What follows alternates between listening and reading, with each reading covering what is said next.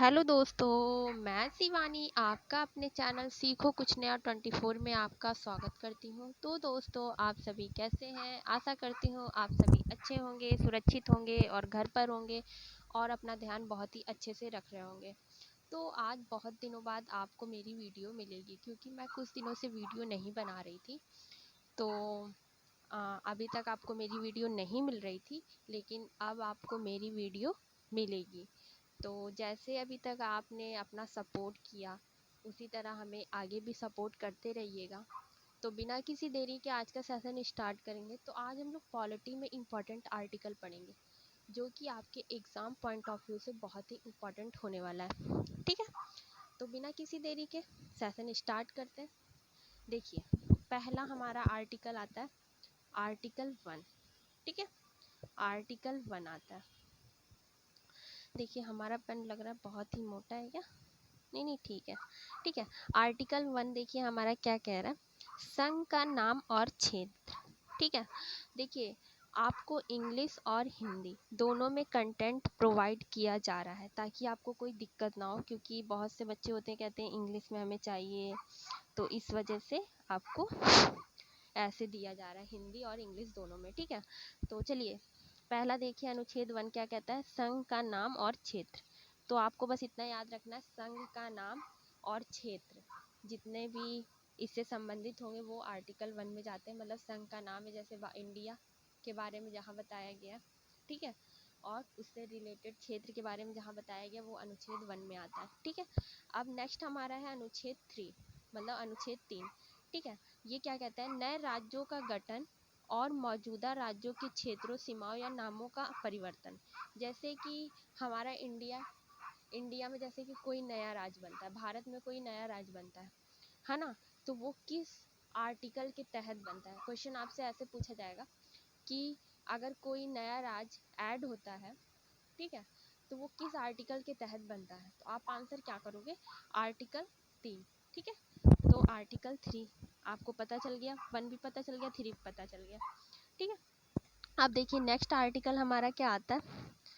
देखिए next article हमारा आता है आर्टिकल 13। ठीक है, ये क्या कहता है, मौलिक अधिकारों के साथ असंगत या अपमानजनक कानून। ठीक है, अगर मौलिक अधिकार के साथ कुछ भी होता है, मौलिक अधिकारों का जैसे हनन होता है, ठीक है, कुछ भी असंगत या अपमानजनक कोई कानून बनता है मौलिक अधिकारों से रिलेटेड, तो ये किस आर्टिकल के तहत आता है, आर्टिकल 13 के तहत आता है। तो आपको याद हो गया होगा, मौलिक अधिकारों का असंगत या फिर अपमानजनक कानून, ये आर्टिकल 13। ठीक है, नेक्स्ट आर्टिकल हमारा आता है आर्टिकल 14। ये कानून के समझ समता का अधिकार, मतलब समानता का अधिकार होता है। ठीक है, देखिए आपको मैं बता दूं, आर्टिकल 12 से 35 तक, ठीक है, आर्टिकल 12 से 35 तक ये क्या है, मौलिक अधिकार होते हैं हमारे। ठीक है, तो याद रखिएगा, ये भी एक मौलिक अधिकार था 13 नंबर का, और 14 नंबर भी हमारा एक मौलिक अधिकार है। ठीक है, तो कानून के समझ समानता है, आर्टिकल 14 कहता है हमारा। नेक्स्ट आर्टिकल हमारा है आर्टिकल 16, सार्वजनिक रोजगार के मामलों में अफसर की समानता। देखिए, सार्वजनिक का मतलब होता है सभी के लिए, और रोजगार आप समझ रहे हैं, ठीक है, जैसे कोई काम, ठीक है, के मामलों में अफसर की समानता। जैसे कि कोई काम होता है, मतलब रोजगार का कोई काम होता है, मतलब कोई काम, मतलब जैसे कि जो आप करते हो, है ना, उसमें आपको अवसर नहीं दिया जा रहा है। ठीक है, अवसर नहीं दिया जा रहा है, आपको अपॉर्चुनिटी नहीं मिल रही है, उस कंडीशन में जो आर्टिकल यूज़ होता है, आर्टिकल 16 यूज़ होता है। ठीक है, सार्वजनिक रोजगार के मामले में अफसर की समानता कौन सा आर्टिकल कहता है, आर्टिकल 16 कहता है। ठीक है, अच्छे से याद रखिएगा, पूछा जाता है। आर्टिकल 17 वेरी इंपॉर्टेंट, ठीक है, अनटचबिलिटी, हिंदी में आप पढ़ लीजिएगा, का उन्मूलन। ठीक है, ये भी इम्पॉर्टेंट है, काफ़ी ज़्यादा पूछा जाता है, इनडायरेक्टली आपको ये दे दिया जाता है, अनटचबिलिटी का उन्मूलन किस आर्टिकल के तहत है, तो आर्टिकल 17 के तहत है। ठीक है, याद रखिएगा, काफ़ी ज़्यादा इंपॉर्टेंट है ये आर्टिकल। तो आगे बढ़ते हैं हम लोग, आर्टिकल 19 आता है। अब देखिए आर्टिकल 19 क्या कहता है, बोलने की स्वतंत्रता आदि से संबंधित कुछ अधिकारों का संरक्षण। ठीक है, हमें बोलने की स्वतंत्रता होनी चाहिए, ये नहीं कि हम कहीं जाते हैं, हमें उधर कोई दूसरा पर्सन है, वो अपनी बातों से हम पर कुछ भी थोपे जा रहा है, कुछ भी बोले जा रहा है, हमें बोलने नहीं दे रहा है। तो ये नहीं होना चाहिए। हमें फ्रीडम है बोलने की, ठीक है। हमें बोलने की स्वतंत्रता आदि से संबंधित, मतलब हम बोल सकते हैं हर जगह, कहीं भी जाएं हम अपने अधिकार के लिए बोल सकते हैं, ठीक है। बोलने की स्वतंत्रता आदि से संबंधित कुछ अधिकारों का संरक्षण, तो ये किस में आता है? आर्टिकल 19 के तहत आता है। तो आप याद रखेंगे मैंने आपको क्या बताया। 16 में रोजगार में अगर कुछ वो होता है, अवसर की समानता, मतलब रोजगार हमें नहीं मिल पा रहा है, वो किस 16 में आता है। 17 में मैंने अनटचबिलिटी मैंने आपको बताया। 19 हमारा क्या कहता है? बोलने की स्वतंत्रता आदि से संबंधित कुछ अधिकारों का संरक्षण है, ठीक है। और नेक्स्ट आर्टिकल पर चलते हैं दोस्तों।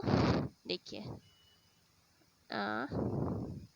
ये देखिए आर्टिकल 21, ठीक है। अब देखिए आर्टिकल 21 क्या कहता है? जीवन की सुरक्षा और व्यक्तिगत स्वतंत्रता, मतलब हमें जीने का अधिकार है। क्वेश्चन ये है कि जीने का अधिकार ये कौन से आर्टिकल में दिया गया है? तो आप आर्टिकल 21 कहेंगे, ठीक है। तो हमें जीवन की सुरक्षा मिलनी चाहिए, व्यक्तिगत स्वतंत्रता, मतलब हम लोग क्या करते हैं, किसी की आप कॉल रिकॉर्डिंग नहीं कर सकते, किसी का आप पीछा नहीं कर सकते, ये इस आर्टिकल के तहत आता है, ठीक है। तो व्यक्तिगत स्वतंत्रता, मतलब व्यक्तिगत का मतलब आप पर्सनल समझ रहे हैं ना, पर्सनल लिबर्टी हमें मिलनी चाहिए, आर्टिकल 21 ये कहता है, ठीक है। नेक्स्ट आर्टिकल हमारा 21A, 21 का ए पार्ट देखिए क्या कहता है। Right to elementary education. देखिए मैं यहाँ पर इंग्लिश नहीं पढ़ रही, क्योंकि बहुत मोस्टली बच्चे जो होते हैं वो हिंदी पे उनका फोकस होता है, बहुत ही कम बच्चे होते हैं जो कि इंग्लिश पढ़ते हैं या फिर इंग्लिश मीडियम के होते हैं, ठीक है। पढ़ने का तो मैं पढ़ दूँ, लेकिन जो भी आपको अगर कोई दिक्कत होती है तो मैं वो भी समझा सकती हूँ, ऐसी बात नहीं है। तो आप हमें अपना कमेंट करके बताइएगा, अगर आपको कोई ज़्यादा दिक्कत है तो मैं इंग्लिश भी पढ़ूंगी साथ में, ठीक है। तो देखिए 21A क्या कहता है? प्रारंभिक शिक्षा का अधिकार। प्रारंभिक शिक्षा का अधिकार, हमें शिक्षा का पूरा अधिकार है, जो हमें प्राथमिक शिक्षा दी जाती है उसका हमें अधिकार है, हमें शिक्षा से वंचित नहीं किया जा सकता। वेरी इंपॉर्टेंट आर्टिकल है 21, ये काफ़ी ज़्यादा पूछा जाता है, ठीक है। 21A, ठीक है। अब देखिए आगे बढ़ते हैं हम लोग। ये देखिए हमारे कुछ आर्टिकल हमारे आ चुके हैं। आर्टिकल 25, ठीक है। आर्टिकल 25 देखिए क्या कहता है? अंतर आत्मा की स्वतंत्रता और मुक्त पेशा, अभ्यास और धर्म का प्रचार, ठीक है। अंतर आत्मा की स्वतंत्रता है हमें, और मुक्त पेशा, अभ्यास और धर्म का प्रचार, ठीक है। आर्टिकल 25 ये कहता है, समझ गए होंगे आप, सिंपल सी लैंग्वेज लिखी हुई है। नेक्स्ट हमारा 30 कहता है। देखिए आर्टिकल 30 क्या कहता है? शैक्षिक संस्थानों की स्थापना और प्रशासन के लिए अल्पसंख्यकों का अधिकार है। जो आपको पता होगा मिनॉरिटी जो होते हैं, अल्पसंख्यक में आपको पता होगा मिनॉरिटीज आते हैं, ठीक है। जैन बौद्ध ये सब किस में आते हैं? अल्पसंख्यक में आते हैं। तो मतलब शैक्षिक संस्थानों में उनको अधिकार है शिक्षा का, तो ये अल्पसंख्यकों के लिए शैक्षिक संस्थानों में शिक्षा का अधिकार उनके लिए भी आर्टिकल 30 कहता है, अल्पसंख्यकों के लिए, ठीक है। आर्टिकल 25 आपको याद हो गया होगा। आर्टिकल 30 आपको समझ में आना चाहिए कि अल्पसंख्यक होते हैं, उनको भी शिक्षा चाहिए होती है, तो उनके लिए अधिकार है, वो किसी भी शैक्षिक संस्थान में जाएं, वो अपना पढ़ें। इसके लिए कौन सा आर्टिकल है? आर्टिकल 30 है, ठीक है। नेक्स्ट आर्टिकल हमारा आता है 31, 31 का सी, ठीक है। 31 का सी देखिए क्या कहता है। 31 का सी कहता है कुछ विशिष्ट सिद्धांतों को प्रभावी करने वाले कानूनों की बचत, ठीक है। कुछ विशिष्ट सिद्धांतों को प्रभावी करने वाले कानूनों की बचत, saving of law giving effect to certain directive principles, ठीक है। इसमें कुछ नहीं पढ़ना, बस इतना ही याद रखना। कुछ विशिष्ट सिद्धांत होते हैं, उनको प्रभावी करने वाले कानूनों की बचत होती है, ठीक है। आर्टिकल 32 देखिए निधियों सहित, यहाँ पर थोड़ी टफ लैंग्वेज लिखी हुई है तो डरना नहीं है, मैं आपको 32 समझाऊंगी। देखिए, निश्चित सहित मौलिक अधिकारों के परिवर्तन के लिए उपाय, निधियों के सहित, निधियों सहित लिखा हुआ है, ठीक है, तो ज़्यादा कंफ्यूज नहीं होइएगा। देखिए, आर्टिकल 32 सिंपली ये कहता है कि अगर आपका मौलिक अधिकार में अगर कुछ भी होता है, मौलिक अधिकार का हनन होता है, तो आप 32 आर्टिकल के तहत सुप्रीम कोर्ट जा सकते हैं, ठीक है। और नेक्स्ट आर्टिकल हमारा आता है 38।